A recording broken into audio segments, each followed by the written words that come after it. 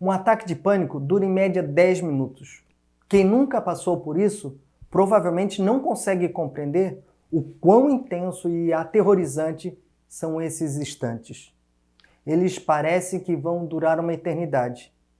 Quem nunca vivenciou tal situação também não saberá como ajudar alguém que passa por isso. Um ataque de pânico não manda recado. Pode inclusive acontecer no meio da noite, interrompendo o seu sono.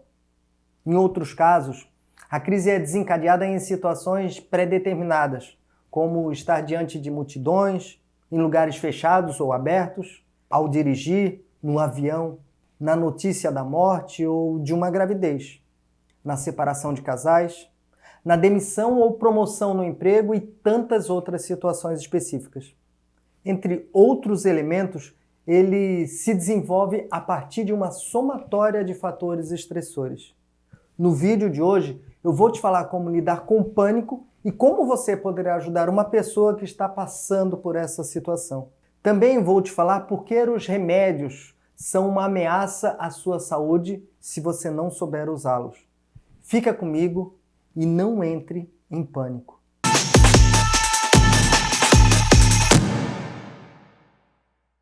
Olá, seja bem-vindo e bem-vinda ao Projeto Sem Medo de Ser. Aqui eu te ensino a vencer o medo e a ansiedade e te ajudo a assumir o controle da sua vida de maneira prática, com base no mundo real, no mundo em que vivemos, onde a exposição constante a situações estressoras muitas vezes ultrapassam o limite da nossa resistência. Pessoas sem antecedentes de problemas de saúde mental podem ter pânico. Podem ser inclusive pessoas determinadas, extrovertidas, corajosas, capazes de lidar com situações adversas. Mas, em geral, depois do primeiro episódio de pânico, tendem a se tornar inseguras. E a maioria delas vai acreditar que tem algum problema de ordem fisiológica, seja do coração ou problemas respiratórios. Os sintomas são tão intensos que a última coisa que pensam é que se trata de um sofrimento de origem emocional. É necessário investigar em profundidade o que está acontecendo. Saber dizer quais são as situações de vida que os sintomas de pânico aparecem. Identificar se existe alguma relação entre situações diferentes onde o pânico surge. Também é fundamental compreender quem é você, qual a sua história, em que contexto de vida você se encontra, quais são suas relações com o mundo e com as pessoas, e como são essas relações. Além disso, qual é o histórico de sofrimentos emocionais que estão escritos na tua vida e como eles influenciaram você. O que você faria para evitar um ataque de pânico? O que você quer fazer depois do primeiro ataque de pânico? Vai correr para os medicamentos? Vai buscar na força do pensamento positivo uma saída? Ou vai modificar a forma como tem levado a sua vida? Hoje não vou falar sobre os sintomas de pânico, nem sobre quem pode desenvolver um ataque de pânico. Tenho 2 vídeos que falam sobre isso. Aqui na descrição eu vou deixar o link para eles e se você quiser saber mais sobre esse assunto, vai lá e assiste. Hoje eu quero te mostrar algumas formas de como lidar com o pânico e falar qual é o meu ponto de vista sobre a corrida desenfreada pelo uso de medicamentos. Você sabe por que a maior parte das pessoas preferem tomar remédios do que tomar juízo na vida e mudar a sua realidade? Hoje eu vou te provocar com essa pergunta. E já aproveito para te convidar a me acompanhar no Facebook e no Instagram e fazer a sua inscrição no canal do YouTube. Acione as notificações, dê um like e compartilhe esse vídeo se você achar que é útil para uma outra pessoa.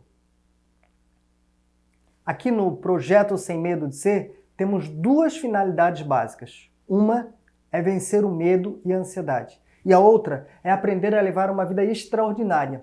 A vida que você tanto quer viver, mas não sabe por onde começar. Ou fica boicotando o tempo todo as tuas atitudes, fugindo dos teus próprios sonhos e desejos. E quando você faz isso, perde algo de valor inestimável: o tempo. Sim, o tempo. A vida é limitada, não tem prazo de validade. Nascemos e vamos em algum momento morrer. Mas o que iremos fazer entre o nascimento e a morte é que está em jogo. Uma pessoa que sofre ou que está prestes a sofrer com pânico limita sua ação no mundo.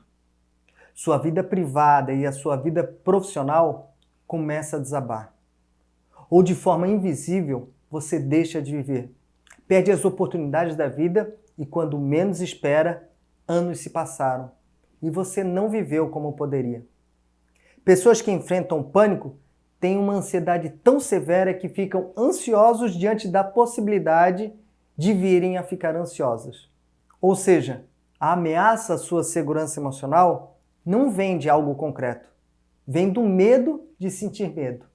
Vem de sofrer por antecipação, por se preocupar demais em ficar ansioso. Quando não controlamos o medo e a ansiedade, criamos um terreno fértil para surgir o ataque de pânico. Isso vai se tornando tão intenso que você sequer consegue sair de dentro de casa. Em casos extremos, não consegue sair do seu quarto ou até mesmo da sua cama. Eu tive uma paciente de 19 anos que já estava com sobrepeso porque ela só saía da cama para ir ao banheiro acompanhada da mãe ou da irmã. Atendi ela na modalidade à distância, em uma época em que os atendimentos online nem tinham uma regulamentação como temos hoje. Com o passar do tempo, conseguimos tirar ela do quarto e eu passei a atender ela na sala da sua própria casa, uma vez a cada 15 dias. E esse foi um primeiro passo. 2 meses depois, ela começou a ir no consultório. E a última notícia que eu tive, ela estava terminando seu curso superior de gastronomia. Foi por dentro do seu problema de saúde, que era o sobrepeso, que encontramos uma porta de saída para dar um novo sentido para a vida dela. Ou seja, ela só superou o pânico criando um novo sentido para a sua vida, mudando a forma como estava levando a vida. Pessoas com quadro de pânico, em geral, precisam de companhia para poder sair de casa. Elas acreditam que poderão passar mal na rua e perderão o controle e poderão até enlouquecer. Chegam a acreditar que irão morrer a qualquer momento. Diante dessas ameaças tão intensas, passam a evitar qualquer situação que apresente qualquer tipo de risco. Se isolam do mundo e das pessoas. Suas rotinas e relações sociais e profissionais simplesmente deixam de existir. Não dormem mais sozinhas, não frequentam mais festas, têm medo de lugares e de pessoas. Sem saber ao certo o que está acontecendo, procuram um cardiologista. Em outros casos, buscam em vão soluções e explicações na religião ou nas chamadas terapias alternativas. Mas a grande maioria recorre mesmo à solução fácil do uso de medicamentos. E aí resolvem o problema. E não entram mais em pânico. Porém, a vida começa a passar rapidamente, sem gosto, sem tempero, sem sabor. É uma escolha. Qual vai ser a tua escolha? Como você quer levar a vida? O pânico não é sentir um medo extremo, descontrolado e apavorante diante de uma ameaça real, diante de um assalto à mão armada, diante de um grave acidente de automóvel, enfrentando um cachorro voraz ou que está correndo atrás de você. Nestes casos, a emoção que você está sentindo é de medo, profundo medo. Um medo que vai te fazer correr, atacar ou congelar. Pânico não é sofrer por antecipação pela chegada da segunda-feira, onde você não saberá o que fazer com uma reunião de trabalho, ou na entrevista de emprego. Isso é ansiedade, uma ansiedade prejudicial. Pânico não é a preocupação extrema com a notícia de uma gravidez inesperada, com a possibilidade de perder o emprego, pois isso também é um sofrimento decorrente da sua ansiedade. Tudo isso que eu falei, seja decorrente do medo ou da ansiedade, pode vir a se manifestar em um ataque de pânico. Mas não é o pânico. Um episódio, um ataque ou a síndrome do pânico acontecem aleatoriamente em função de um somatório de fatores e ocorrências vividas ao longo da sua história. Ele não aparece de uma hora para outra, nem mesmo em casos pós-traumáticos. O que eu quero dizer é que ele não surge do nada. Não nascemos com essa predisposição. O pânico é consequência das nossas experiências e escolhas que tomamos ao longo da vida. Não é apenas uma soma de acontecimentos dos últimos dias. na maior parte das vezes, ele surge após um acúmulo de anos que você vai somando medos e dores, ansiedades e inseguranças, traumas e sofrimentos. A soma de tudo isso vai construindo um significado para você, que de uma hora para outra se transforma em pânico. Então, como superar isso? Tendo em vista que ele vem sem avisar. E aí é que está a questão. O pânico não vem sem aviso prévio. Ele vai te dar vários indicadores ao longo dos anos. E tudo vai depender de como você está levando a sua vida. Como você reage diante de situações de ameaça e de perigos. Vou te falar de 6 atitudes e compreensões que você precisa ter e desenvolver para lidar com o pânico. Perceba-se. Um geofísico especializado em sismologia estuda os tremores da Terra para poder instalar uma usina nuclear, por exemplo. Esse profissional estuda as ocorrências sísmicas, ou seja, o movimento das placas tectônicas dos últimos 100 anos. E ele faz uma projeção para os próximos 1000 anos. Então, considere que um terremoto na sua vida pode vir a ser um ataque de pânico.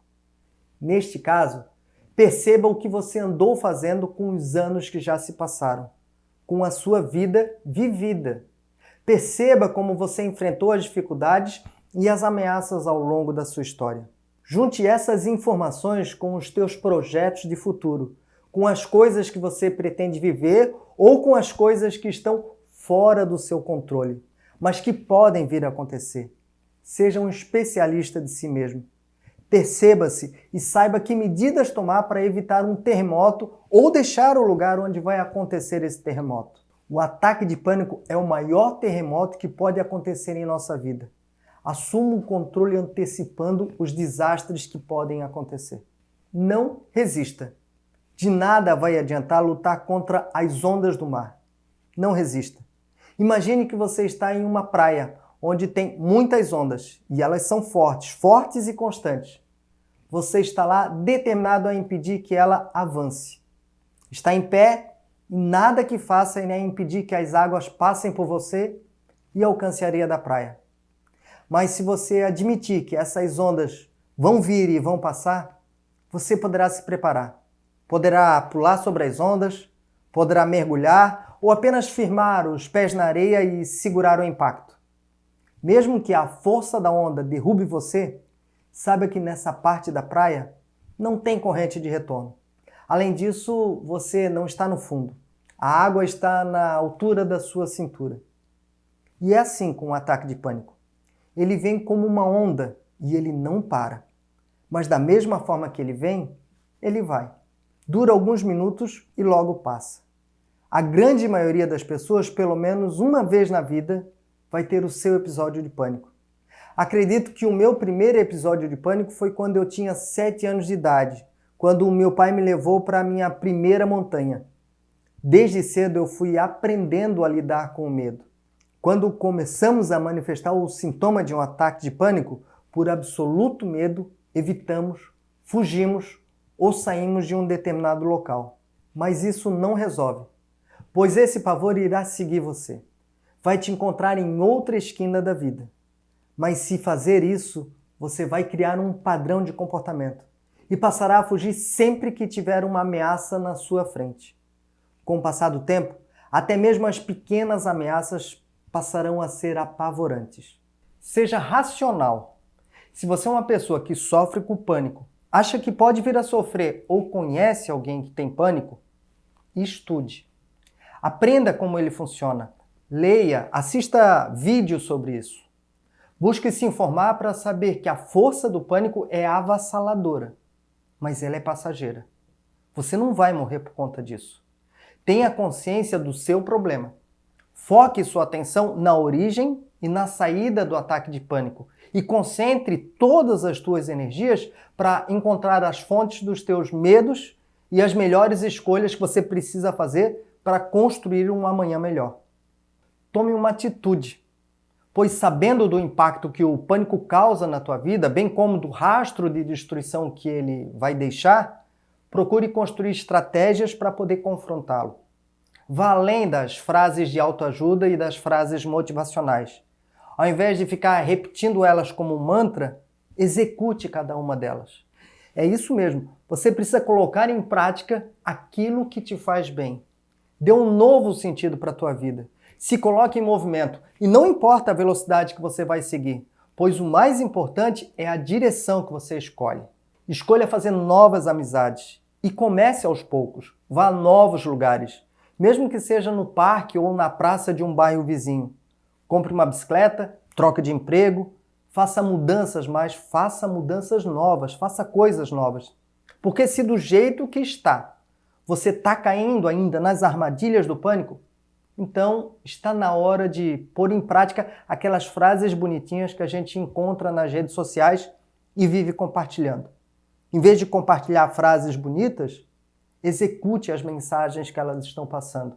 Faça da teoria uma prática. Conviva consigo mesmo. Você já foi em uma festa repleta de pessoas e se sentiu sozinho lá? Você já esteve em um encontro de família e à sua volta todos pareciam conversar entre si e você estava lá invisível? É muito comum estar com outras pessoas e se sentir sozinho. Solidão não quer dizer que não tem ninguém perto de você. Solidão é não ter ninguém com você. Agora, você já parou para ler um livro, assistir um filme e quando percebeu, estava rindo sozinho? Sem ninguém por perto para testemunhar a tua alegria e mesmo assim o seu sorriso se tornou uma verdadeira gargalhada? Lembra disso? Isso já te aconteceu? Quantas vezes você caminhou sozinho, vagando sem direção e pensando livre e sem preocupações? Quantas vezes se assustou ao olhar as horas e perceber que o tempo passou rápido demais? Pare, respire e deixe o tempo fazer a sua magia. Aprenda a conviver consigo mesmo.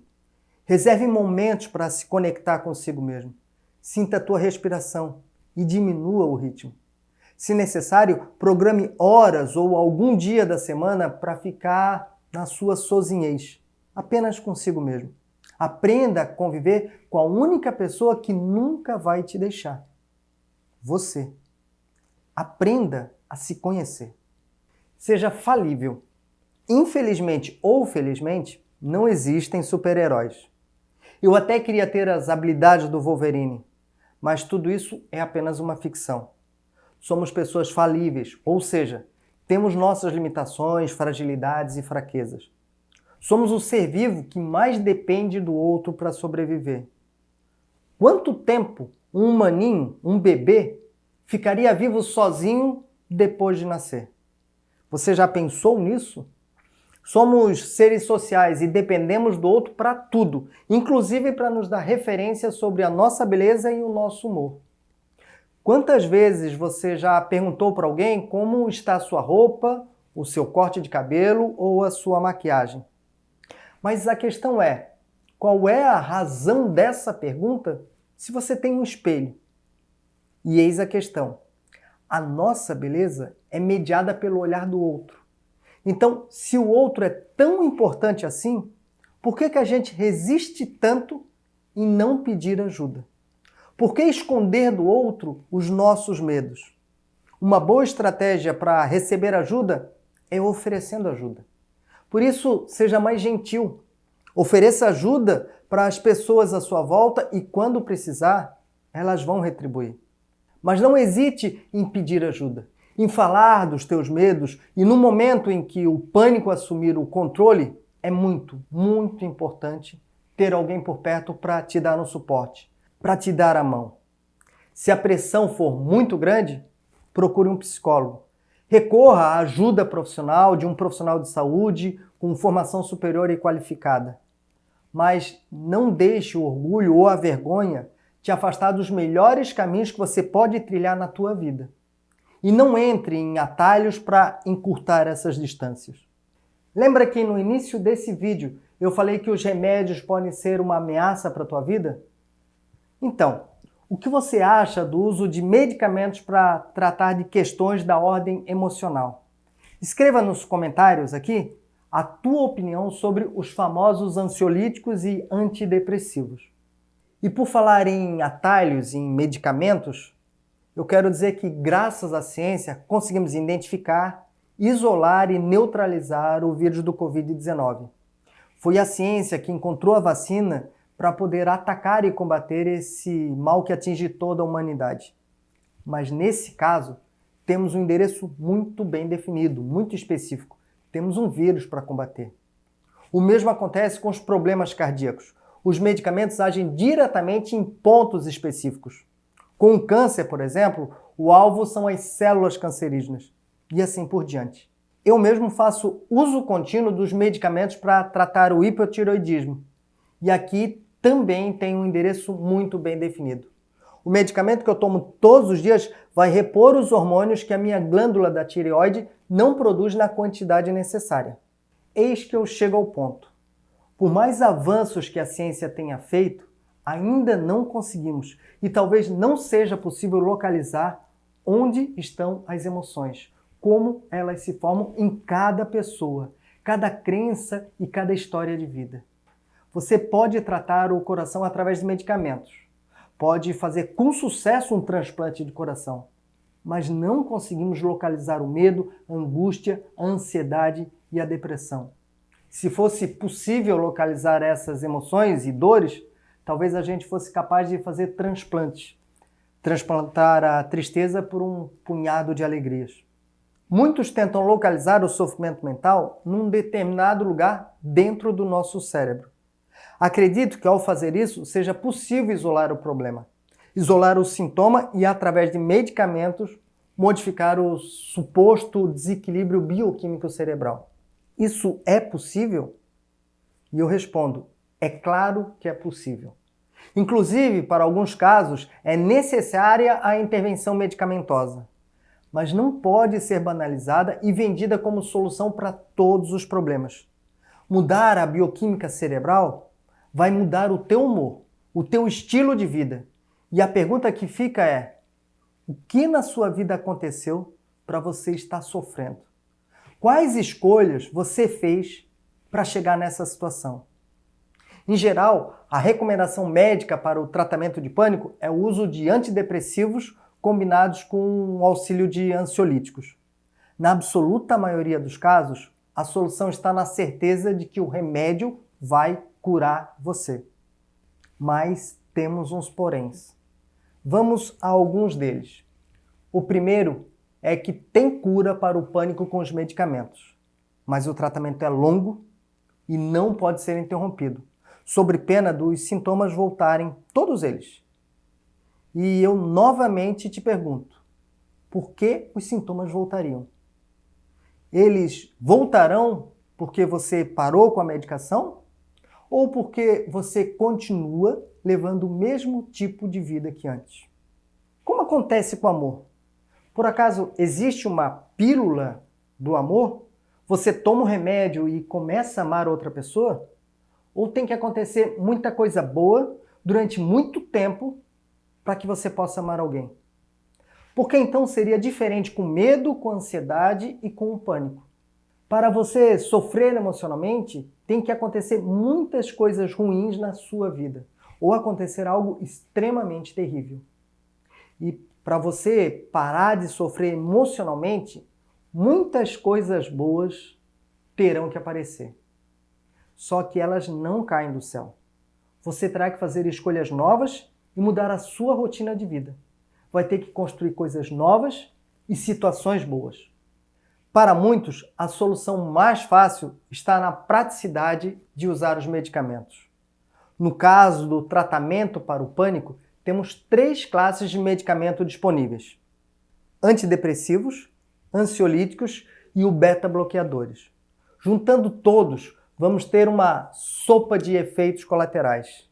Entre eles eu vou citar algumas: visão borrada, boca seca, intestino preso ou diarreia, retenção urinária, náuseas, pressão arterial baixa. Também temos outras como ganho de peso, diminuição do desejo sexual, disfunção erétil, dificuldade em ter orgasmos e tem um mais legal ainda, a dependência. Quando você entra nisso, nesse universo de medicamentos, se prepare. pois nunca mais vai sair dele. E a questão que fica é: como vai a tua vida? Você corrigiu bioquimicamente as suas emoções? Eu acredito que sim. Mas você modificou a sua vida? Aquilo que te levou ao pânico deixou de existir ou você deixou de viver? Esses efeitos colaterais poderão seguir você e te prejudicar. O teu organismo também poderá se adaptar a eles, inclusive, particularmente com você, os efeitos colaterais poderão ser mínimos. Porém, tem sempre um mais. E neste caso, você está realmente seguro que a tua vida vai mudar para melhor? Ou controlando quimicamente as tuas emoções, você vai deixar de viver as boas coisas da vida? Talvez nem perceba o que está acontecendo. E é como eu sempre falo, o tempo não para. Então, não desperdice ele. Não temos que complicar e nem simplificar os problemas. Precisamos olhar para eles tal como eles são. Não entramos em um processo de pânico porque queremos. Nem tem como prever o dia, a hora e o local que ele vai chegar. Mas somos seres racionais, movidos por emoções. Então, estude mais e, junto com o seu conhecimento, permita-se viver. Sinta e vivencie as tuas melhores emoções. Se você olhar para a sua vida, você vai perceber que à tua volta existem muitos medos e sofrimentos. Então, está na hora de parar por um instante e se perguntar: o que me trouxe até aqui? Que caminhos eu segui até agora? Quais foram as minhas mais importantes escolhas? O que eu tenho feito para me tornar uma pessoa mais feliz e realizada? Saiba que na vida convivemos com muitos problemas, dores, perdas e sofrimentos. Isso é inevitável. Mas, por outro lado, as alegrias, os melhores sabores, os lugares mais incríveis, as pessoas mais fantásticas não vão surgir do nada. Você precisa ir até lá e conquistar, conhecer, provar, vivenciar. Dedique tempo para descobrir o que te faz bem e siga na direção correta. Não se surpreenda em constatar que durante muito tempo você caminhava para o lado errado, para o lado oposto daquilo que te faz bem. Qual é o teu projeto de vida? Qual é o teu propósito? O que você quer fazer na verdade e vive sempre adiando? Se é o medo que te impede de viver isso, então mude os planos, trace novas estratégias. Diminua, se for necessário, a velocidade, se o caminho for muito cansativo, mas não ande para o lado oposto dos teus sonhos. Aqui no projeto Sem Medo de Ser, eu te ajudo a vencer o medo e a ansiedade. Obrigado por chegar até aqui. E já que você está aqui, eu te convido a participar dessa jornada comigo, a superar o pânico, e se ele ainda não chegou, eu te convido a se preparar caso o pânico queira assumir o controle da tua vida. Fique bem e conte comigo.